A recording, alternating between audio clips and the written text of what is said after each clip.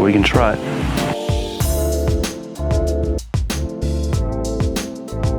I need to do a red next. So here is our standard glow-in-the-dark ink. This is our shirt after we printed it. What's going on, guys? Ryan here at Texsource. I'm sure most of you guys are familiar with glow-in-the-dark inks. It's not a very widely used product, but it is a good special effect to have, especially around Halloween time, in haunted houses, that sort of thing. It gives you a nice, good glow. It's a standard plastisol ready for use out of the ink, and it gives you your normal neon green. Well, in this video today, we're actually going to tint that neon green with a fluorescent blue.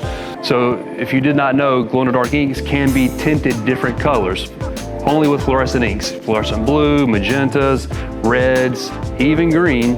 But your glow-in-the-dark ink can be tinted to glow a different color. Now, it's not going to be a really strong blue or orange glow, but you will have that nice tint versus a neon green. So today I'm going to show you guys how to mix your standard, ready for use glow-in-the-dark plastisol ink with the fluorescent color. Now, the max you want to use with this is 6% of your fluorescent into your glow-in-the-dark ink. If you add too much of this standard plastisol, your ink won't glow. Plain and simple. We're going to mix our standard Texsource phosphorescent ink.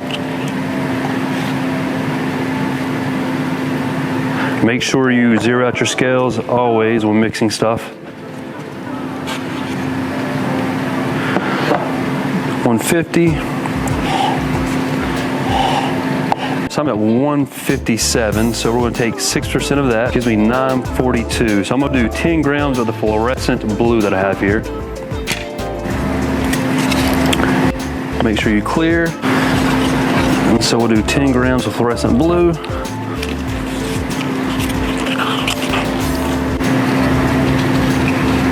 That's a tad bit more than 10 grams, probably 11 grams, which will be fine. So you can see our mixture there.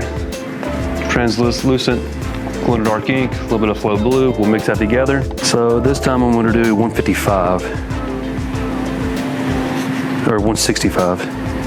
When you're printing with standard glow-in-the-dark ink, you'll print this through an 86 to 110 mesh. You want one good coverage when printing this.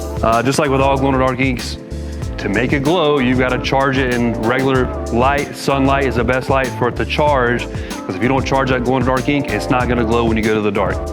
Again, I'm going to print this on a white t-shirt. If I was putting this on a black garment or even a darker color garment, navy, dark gray, you'd want to put a white underbase down first, because if not, if you print this blue or even the standard translucent glow-in-the-dark ink directly onto the black or dark garment, it's not going to show. It'll be a very, very faint glow, and in the daytime, you won't see much of it at all. But today, I'm going to print this glow-in-the-dark flow blue directly onto a white color garment, no underbase, because it should give us our nice opaque pop.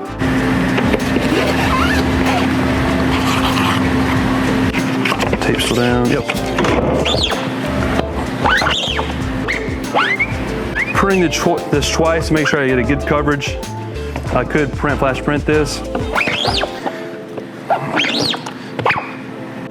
But there, I just printed it a couple times. So there's a print. We'll send it to the dryer, and then we'll put it in the sunlight to see what kind of glow we have. It's gonna make me glow. So, I mean, the longer you charge, the longer it will glow. Well, we can try it. See the blue. You can see that one, nice.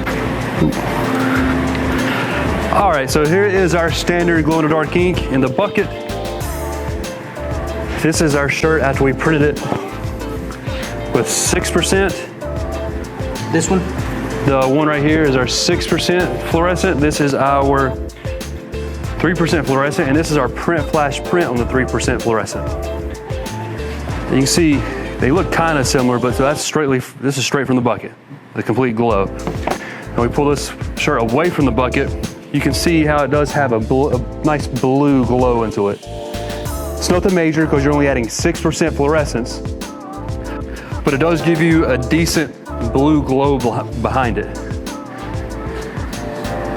Now again, you can print this in orange, red would look pretty nice. You could add really any flow color you want to give you a different tint. This is my print flash print at 3%, the fluorescent, and you can tell there's a good blue tint. So yeah, that's our little video today. A little quick, fun tutorial, taking your standard glow-in-the-dark ink, have a little fun with it, adding color. Again, add different colors, try different things out. It gives you different special effects. So if you have any questions, let us know. Thank you.